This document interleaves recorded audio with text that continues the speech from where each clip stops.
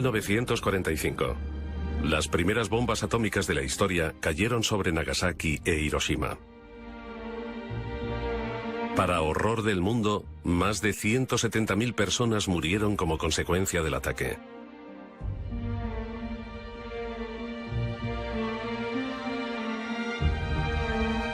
Cerca de 57 millones de personas perdieron la vida durante la Segunda Guerra Mundial. La bomba atómica la finalizó de la noche a la mañana. Pero la caja de Pandora se había abierto liberando una atrayente cantidad de energía sin precedentes. Tanta energía que significó la muerte para los objetivos y una gran riqueza para aquellos capaces de utilizarla. Esta central cuenta con un lugar seguro en la historia de Estados Unidos. Es la primera central nuclear a nivel mundial, con propósitos exclusivamente pacíficos. En 1954, Rusia construyó la primera central nuclear civil. Luego el turno fue de Estados Unidos. Voté en contra de la energía atómica porque pensaba que era obra del demonio. Ahora sé que me equivocaba. Dios hizo el átomo. Los seres humanos tardaron unos 20 años en construir las primeras 100 centrales nucleares. Desde las dos crisis del petróleo a mediados de los 70, este número se ha incrementado exponencialmente. A mediados de los 80, 360 centrales nucleares estaban activas en todo el mundo.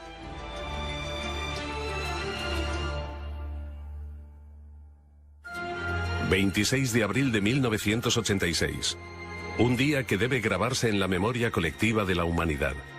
En el bloque 4 de la central nuclear ucraniana de Chernóbil se llevaba a cabo un simulacro rutinario de un apagón eléctrico. Un simulacro con fatales consecuencias. El personal infringió los protocolos de seguridad y los códigos de construcción. Como consecuencia, la presión del reactor de repente se descontroló.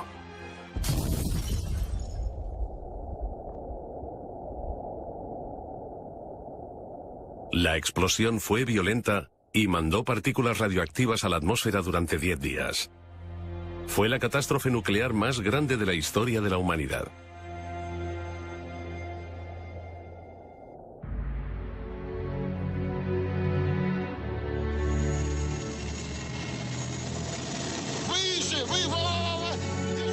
El gobierno soviético intentó ocultar el desastre enviando liquidadores para que asegurasen la zona contaminada.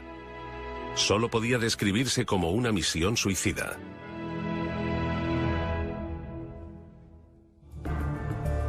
Las emisiones radioactivas acabaron llevándose la vida de muchos de ellos. Hasta el día de hoy, la zona de alrededor del reactor defectuoso sigue siendo una tierra baldía. En 2007, un helicóptero hizo un vuelo de reconocimiento sobre Chernóbil. Los primeros días después del desastre, desde el 26 de abril de 1986, la tarea más importante era prevenir lo antes posible la propagación de partículas radioactivas. La cubierta de protección que se construyó apresuradamente comenzaba a agrietarse. Cuando el helicóptero alcanzó el reactor, los instrumentos de medida de los científicos comenzaron a fallar. Había radioactividad en el aire. Se creía que había 180 toneladas de combustible nuclear radioactivo en el reactor. Enseguida quedó claro que la supuesta cubierta protectora corría peligro. Chernóbil sigue irradiando. A pesar de los accidentes de Chernóbil y Fukushima, las centrales nucleares siguen construyéndose en todo el mundo en gran número. Actualmente, más de 30 países tienen unos 400 reactores nucleares. En 2011, Alemania anunció la suspensión de sus centrales nucleares a pesar de mantener algunos de los niveles de seguridad más altos del mundo. Desmantelar centrales nucleares es un esfuerzo descomunal.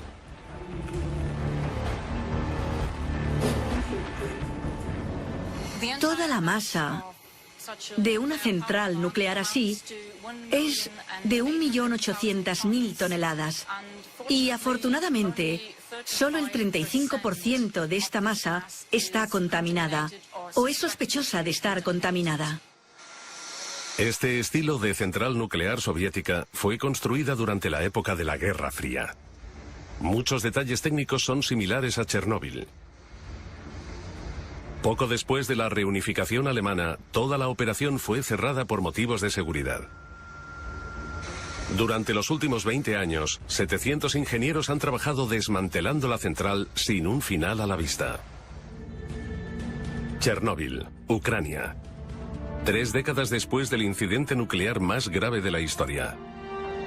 Alrededor de 130.000 kilómetros cuadrados de tierra en Bielorrusia, Ucrania y Rusia se han visto afectados por la contaminación del accidente del reactor de 1986. En aquella época, unos 5 millones de personas vivían en esa zona. Hoy, el radio de la zona restringida es de 30 kilómetros. Se requiere un permiso especial para sobrepasar los puestos de control. En 1986, Vladimir Usatenko fue llamado al lugar del accidente como ayudante. Lo que vivió allí le sigue asustando hoy en día.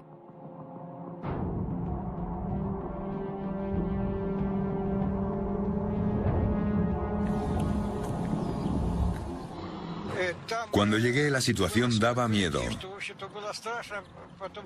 Mientras que la población, 170.000 habitantes, se evacuaba apresuradamente, 300.000 soldados llegaban al lugar al mismo tiempo. Y yo era uno de ellos.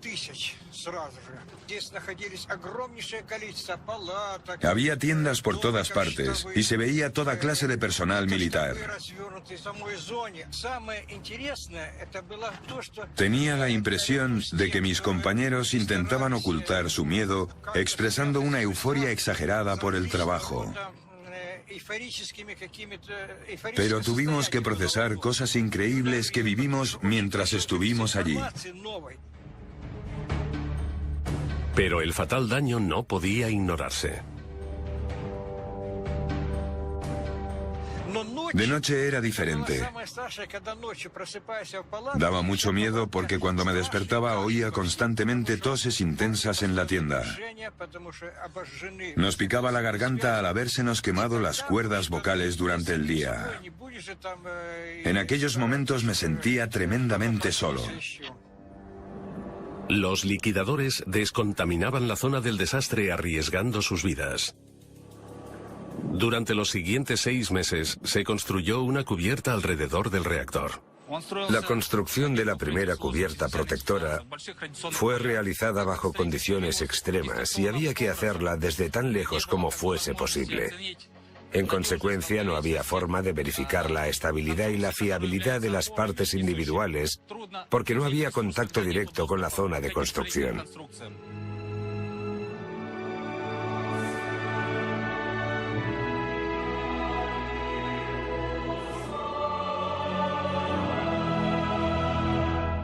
Aún así, rara vez la humanidad aprende de la historia. Alrededor de 400 centrales nucleares están en funcionamiento hoy en día.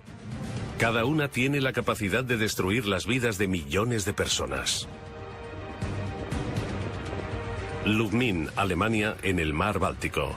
La antigua central nuclear dejó de funcionar en 1990 debido a medidas de seguridad deficientes. Desde entonces dejó de trabajar. Pero la descontaminación del reactor radioactivo es extremadamente difícil. La suspensión de las centrales nucleares tiene 3 fases. Primero, se quita el combustible nuclear altamente radioactivo del reactor. Simultáneamente, la instalación se desmonta en bloques, se descontamina y se prepara para el almacenamiento definitivo. Todo sucedió con procedimientos de protección especiales. La gente se mantenía a 200 metros de distancia en una zona de control. Desde ahí controlaban las cámaras, movían las herramientas y también a distancia empaquetaban los materiales. Los combustibles nucleares altamente radioactivos ya se eliminaron de los bloques del reactor a mediados de los 90. Altos niveles de exposición a radiación son probables cuando el combustible nuclear ha estado en un reactor.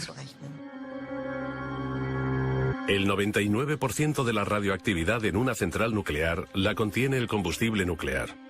Contiene plutonio, altamente cancerígeno. La gente que participó en la limpieza de Chernóbil, los liquidadores, volvieron a poner el combustible nuclear en el reactor. No sé cuántos siguen vivos. Yo diría que ninguno. Poco después de la catástrofe, los expertos nucleares soviéticos intentaron descubrir qué cantidad de combustible nuclear altamente radioactivo seguía presente en el reactor. Más de 1000 röntgens por hora son emitidos desde la zona del accidente.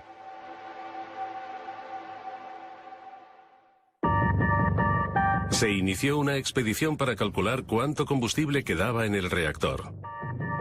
Un cámara profesional, Sergei Koselev, amigo del liquidador Usatenko, se unió a esta misión con su cámara. Los niveles de exposición eran muy altos. No teníamos ningún dispositivo para medir la radiación. No te habría servido de mucho. El equipo de entonces no era muy bueno. A nadie se le ocurrió llevar uno.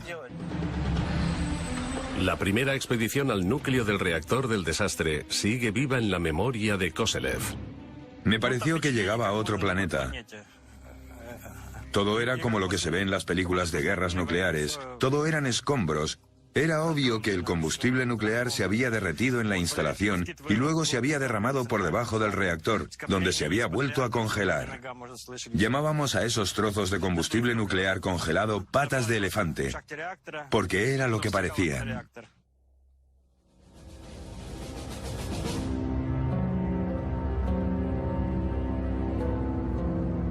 Puede verse combustible nuclear derretido en las grabaciones de Koselev. Pero, ¿son realmente 180 toneladas como indican los informes oficiales? El experto en Chernóbil, Usatenko, tiene sus dudas.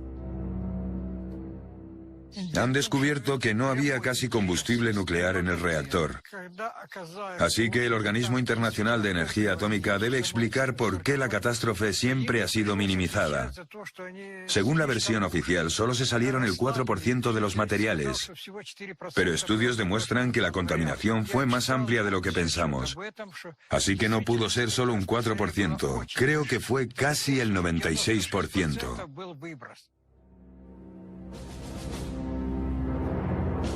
Una cosa es cierta. La vieja cubierta del reactor se enfrenta a un gran riesgo de derrumbarse. Un sarcófago nuevo prevendrá la liberación de materiales altamente radioactivos. El trabajo comenzó en 2012. El coste de la construcción móvil más grande del mundo supera los 2.000 millones de euros. El proyecto fue financiado conjuntamente por Estados Unidos y la Unión Europea. Para llevar a cabo este proyecto, primero tuvimos que quitar 125.000 metros cúbicos de residuos nucleares. Escombros altamente contaminados de la explosión seguían en el suelo. Los altos niveles de radiación pusieron en peligro a los trabajadores e hicieron de este lugar de construcción el más peligroso del mundo. 5 instrumentos de medición de radiación miden los niveles de contaminación del lugar de construcción, 24 horas al día. Intentamos evitar que los trabajadores se expongan a niveles adicionales de radiación. Los cimientos, de 90.000 metros cuadrados, han sido un reto particular para los ingenieros, suponiendo casi un cuarto de los costes. Y el reloj no para. La vieja cubierta se está desintegrando más rápido de lo esperado. El viento y la lluvia lo derriban desde el exterior, mientras que el material radioactivo del núcleo está haciendo la construcción más quebradiza. La estabilidad de la vieja cubierta está en peligro debido a los procesos de disolución. Cae lluvia y nieve, y como resultado la cubierta ya no puede cumplir con su función protectora de forma fiable. Una vez más, las personas arriesgan sus vidas para intentar controlar el reactor de Chernóbil.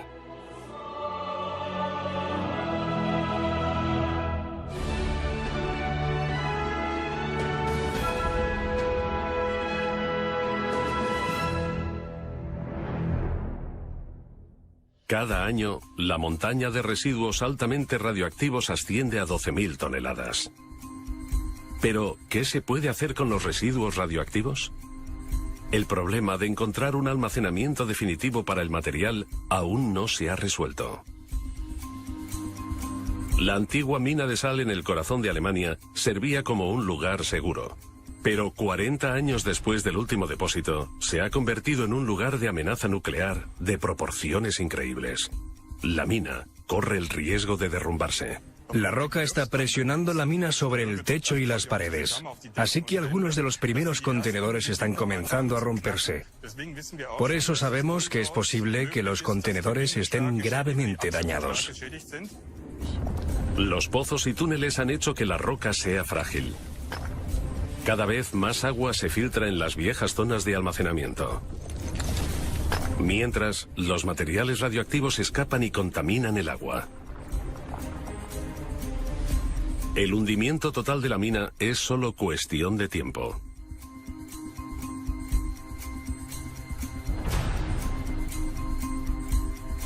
$126.000 barriles de residuos radioactivos deben ser rescatados de los túneles sellados.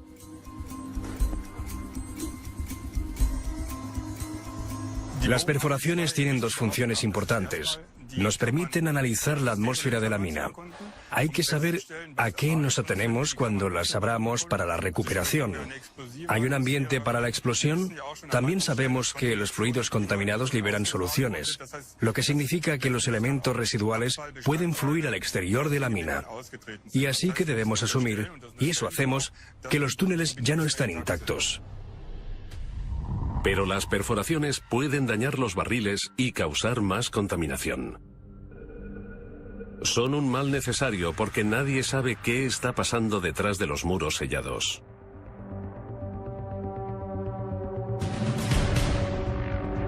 Una imagen ayudaría a entender la extensión de los daños. Antes de que comience la recuperación, se mandan cámaras especiales por las nuevas perforaciones. Las grabaciones son para documentar adecuadamente el estado de la roca alrededor de las cavidades. Además, podemos obtener lecturas del radar que describen las propiedades mecánicas de la roca con exactitud. Eso me da la seguridad de que la roca no se caerá por el pozo o que esta zona no se derrumbará. Se cree que hay 28 kilos de plutonio en los viejos pozos de la mina de sal. El estado de muchas de las zonas de almacenamiento es crítico.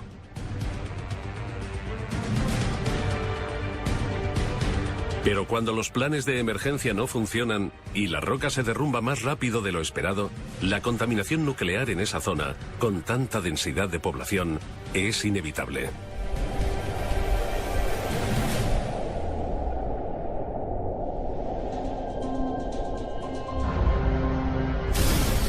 El desastre nuclear de Chernóbil ocurrió en 1986. El reactor afectado se arregló provisionalmente.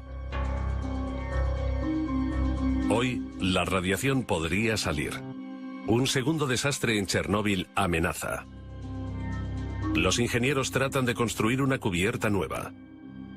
La denominada sarcófago es la construcción móvil más grande del mundo y mantendrá la radioactividad dentro. La construcción del sarcófago no solo debe ser capaz de resistir el viento, sino la lluvia, el hielo, los tornados y los terremotos de nivel 6 en la escala de Richter. Los ingenieros pensaron en una construcción de acero única para asegurar la estabilidad necesaria. La estructura de la base pesa casi 29.000 toneladas. La radioactividad del lugar de construcción es aún 300 veces superior al nivel normal.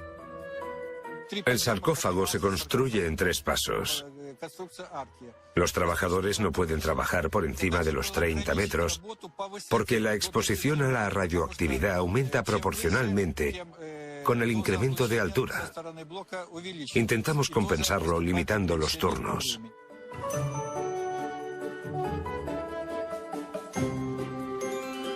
Tras 2 años, la colosal construcción de acero por fin se alza del suelo con la ayuda de sistemas hidráulicos. La forma curva del sarcófago es visible por primera vez. Es un gran momento para el ingeniero jefe Víctor Salisetsky y su equipo. El arco consiste en 2 partes construidas a una distancia de 12,5 metros entre ambas. Una característica especial del sarcófago es que las piezas de apoyo están hechas de tubos sólidos con un diámetro de 800 milímetros y un grosor de 50 milímetros. Una construcción única. El sarcófago se construye para que aguante 100 años. Nadie sabe qué ocurrirá después. El mayor problema es que las estructuras metálicas tendrán que pintarse en intervalos regulares para que no se oxiden, pero la radiación lo hace imposible. Sacar el combustible nuclear radioactivo del núcleo del reactor parece imposible. Queda esperar si el proyecto aguantará la prueba del tiempo.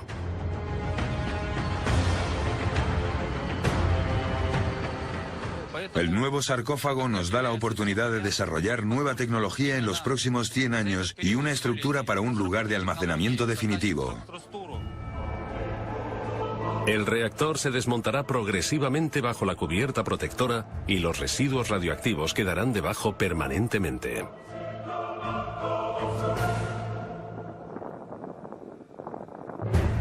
No hay forma de saber si el proyecto de 2.000 millones de euros tendrá éxito. El creciente riesgo de una catástrofe radioactiva significa que no hay tiempo que perder. La zona contaminada restringida de 4.300 kilómetros cuadrados lo deja muy claro.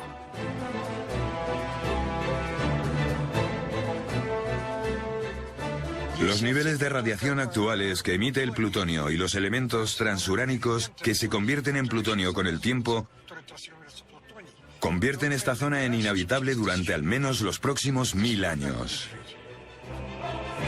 El reactor del desastre de Chernóbil está solo a 4 kilómetros de la ciudad de Pripyat. Hoy se está derrumbando. Alrededor de 50.000 personas vivían aquí en 1986. El liquidador Vladimir Usatenko va a encontrarse con uno de los antiguos habitantes.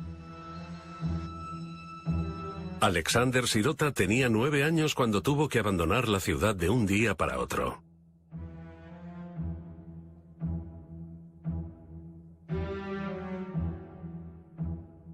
Fue sobre las 8 de la tarde del 26 de abril.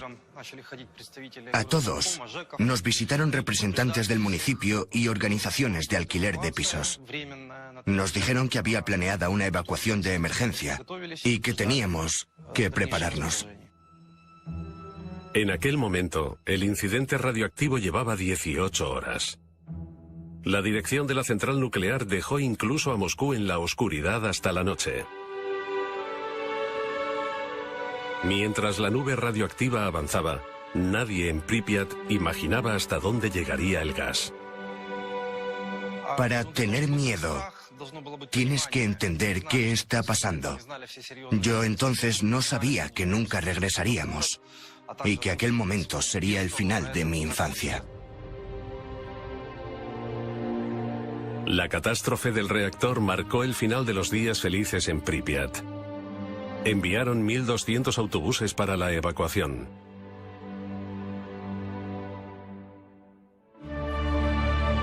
Los refugiados fueron enviados a albergues de emergencia, pero no eran bienvenidos en todas partes. La forma como nos trataron a los refugiados fue insufrible. Nos trataron como a marginados. Tenían miedo y nos rechazaban. A los habitantes no se les permitió volver a sus hogares. La evacuación temporal terminó en un adiós definitivo sin la esperanza de volver. Yo vivía aquí con mi madre. ¿Cuántos años tenías? Casi 10. Madre mía, casi 10. ¿Qué sentiste? Para nosotros era como un juego. No podíamos concebir irnos de la ciudad para siempre. A la población local se le permitió regresar unos meses después para recuperar posesiones valiosas de sus casas. Solo unos cuantos entraron en la zona restringida. El sentimiento de pérdida de sus hogares era muy grande. Así era nuestra casa. Este es el patio que estamos viendo. Apenas reconozco nada. Mira el patio entonces y ahora. La diferencia es abismal. Sí, la vegetación ha crecido. Mira lo densa que es ahora. Me sorprende. Cada año, la naturaleza reclama un poco más de la ciudad. Pripyat es como una cápsula del tiempo enorme desde 1986.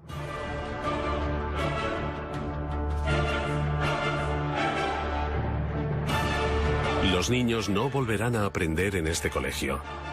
Sus trabajos siguen en la antigua clase de física. Tuvieron que dejarlo todo atrás. Han pasado décadas desde entonces.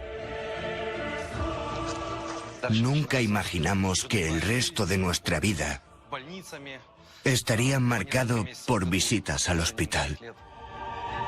Alexander Sirota sobrevivió al accidente, pero muchos de sus compañeros de clase murieron por envenenamiento radioactivo.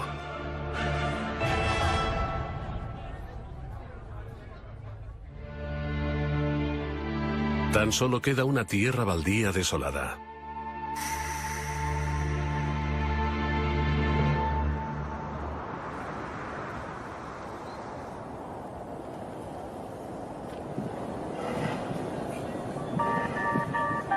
En Kiev, en el Instituto de Medicina para la Radiación, es donde trataron a muchas víctimas de Chernóbil y de Pripyat durante años.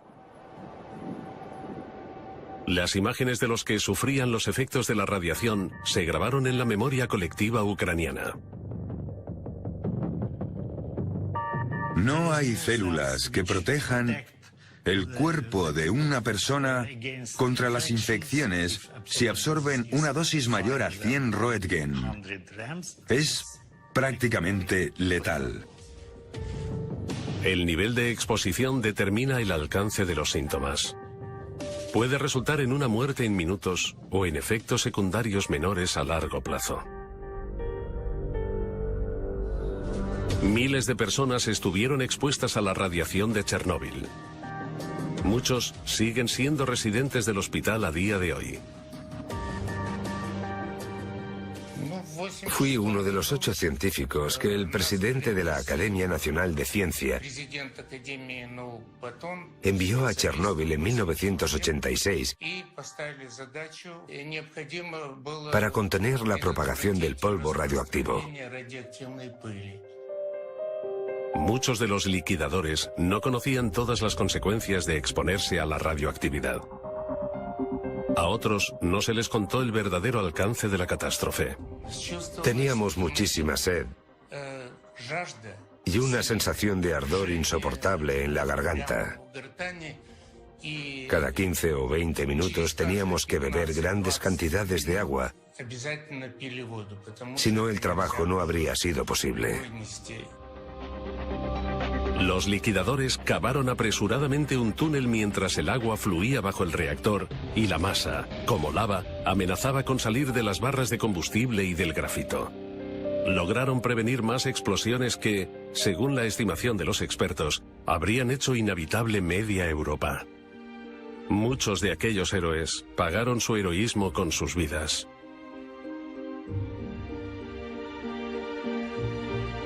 Y los que sobrevivieron le pasaron los efectos de la radiación a sus hijos.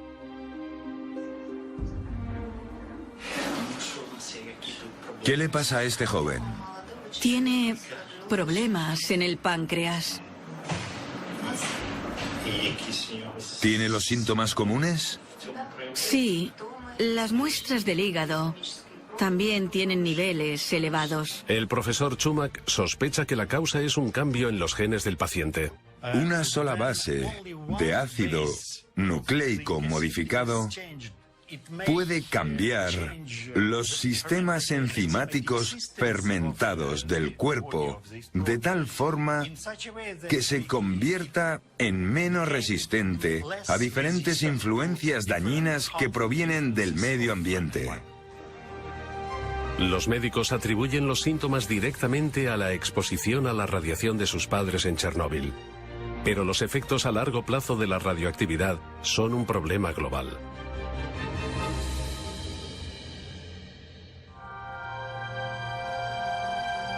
En Lubmin, a lo largo de la costa alemana del mar Báltico, una central nuclear lleva en proceso de desmantelamiento desde 1990. Los directores del proyecto se dieron cuenta de la desagradable realidad. Estiman el coste en 4.000 millones de euros, mientras tropiezan continuamente con problemas nuevos. Cuando se planeó el desmantelamiento, el material radioactivo debía ser eliminado de la zona en 18 años. Se están tardando 25 años en limpiar solo el 70%. Según estimaciones no oficiales, el desmantelamiento completo tardará otros 40 años. El problema es que solo tenemos permiso para almacenar el material en los contenedores hasta 2039. Solo se nos permite almacenar los 40 años. Después, sabemos que no tenemos un lugar seguro para almacenarlo. Esto se aplica a todas las zonas de almacenamiento temporal de Alemania. Hay que hacer algo con aproximadamente 10.000 toneladas de materiales altamente radioactivos solo en Alemania. Pero a pesar de los conocimientos técnicos del país, aún no hay una estrategia para el tratado del material mortal. La zona de almacenamiento nuclear ASE, una antigua mina de sal con agua corriendo por su interior, lo confirma de la peor forma. 12.000 litros de agua ya han alcanzado la mina de sal. Es necesario volver a extraerla. Rescatar 126.000 barriles radioactivos es la mayor prioridad. Usamos diferentes herramientas y analogías. También observamos cómo ha cambiado la geología a finales del milenio. Cogemos esos valores y hacemos pronósticos sobre lo que puede ocurrir en el futuro. Luego se ilustran situaciones hipotéticas y se analizan para elaborar medidas de seguridad. Cada barril tiene que ser revisado en busca de fugas y debe ser reempaquetado durante los primeros días. Después, se envía a más de 700 metros por un pozo hasta el exterior. Y finalmente, se revisan los contenedores de transporte por si han sido contaminados por la radiación.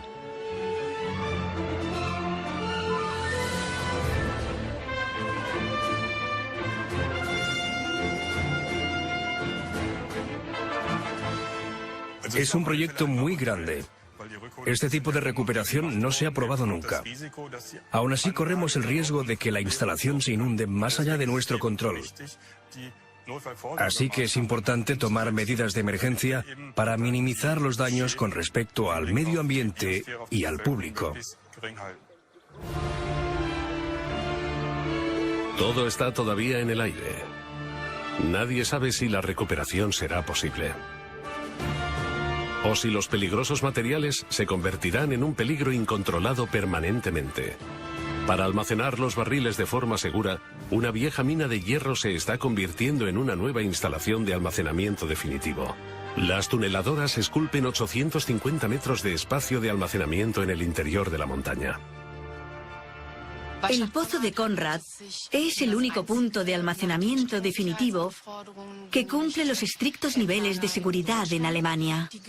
Geológicamente hablando, la diferencia es que el pozo de Konrad es una antigua mina de hierro donde solo se sacó hierro durante unos años, mientras que en ASE la sal se ha extraído durante décadas. La instalación ofrece 300.000 metros cúbicos de espacio de almacenamiento para residuos nucleares radioactivos medios.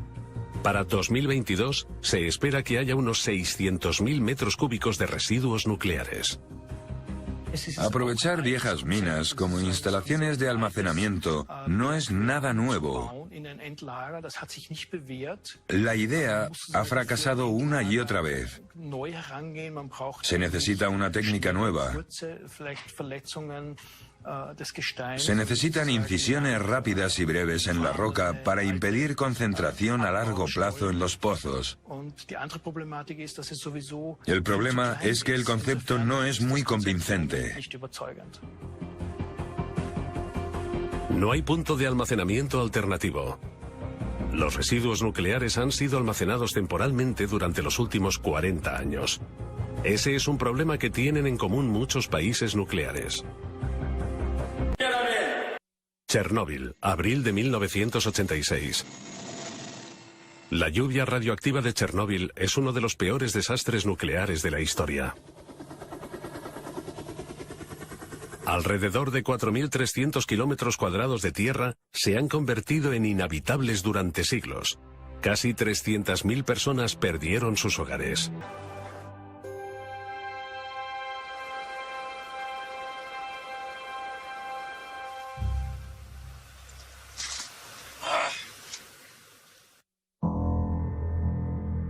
Ninguno de los antiguos habitantes de Pripyat ha regresado a su ciudad. Materiales de larga duración como el plutonio hacen de la ciudad antes próspera un lugar inhabitable.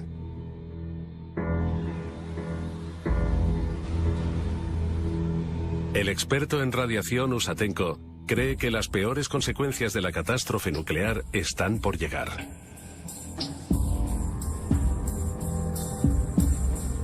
Habrá mutaciones genéticas. Solo aparecen 4 generaciones después. Incluso en países alejados.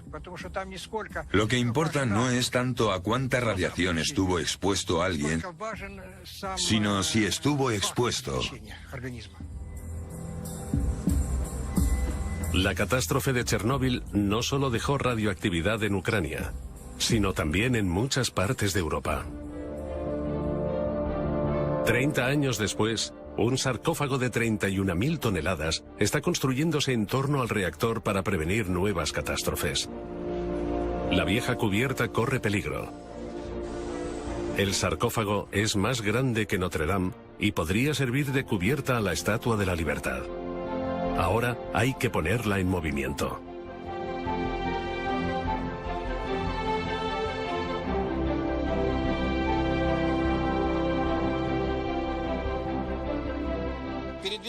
El movimiento tiene lugar con el uso de los trenes de sujeción que hay a cada lado del arco y que sujetan el sarcófago con los raíles. Debido a su considerable peso, el arco cobertor se montará por separado. Mientras la estructura de 2.000 millones de euros se pone en movimiento, el éxito de toda la misión pende de un hilo. Uno de los trenes de sujeción empuja la construcción, mientras que el otro tira de ella hacia sí mismo. De esta forma, la estructura tiene 4 trenes de sujeción para moverla con la mayor seguridad posible.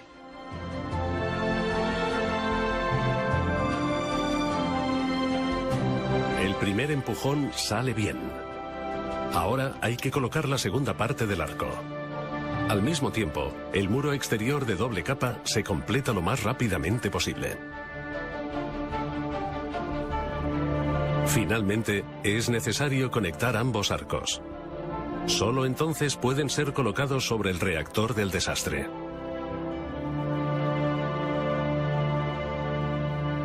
Hay que mantener unas condiciones muy específicas en el exterior del muro para que todo funcione.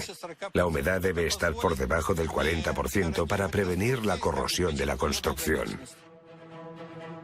Las reparaciones y el mantenimiento no serán posibles una vez que el sarcófago haya llegado a su posición final sobre el reactor. La radiación sería demasiado alta.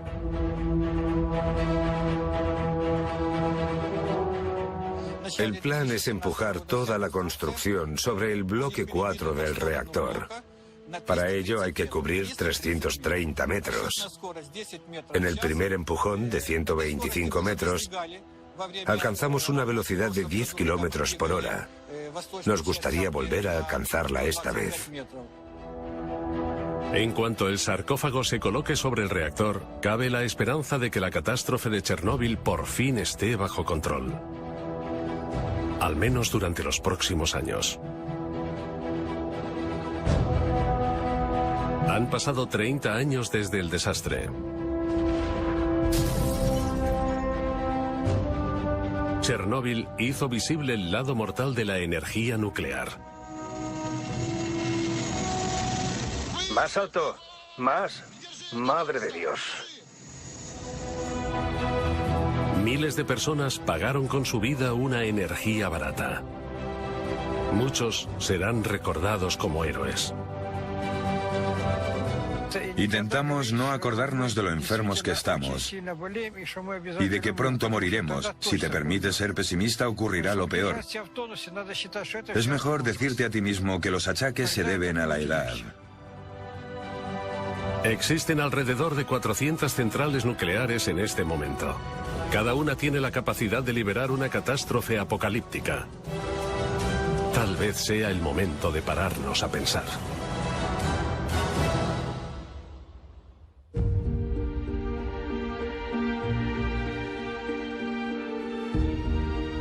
En memoria de los héroes y víctimas del desastre de Chernóbil desde 1986 hasta hoy.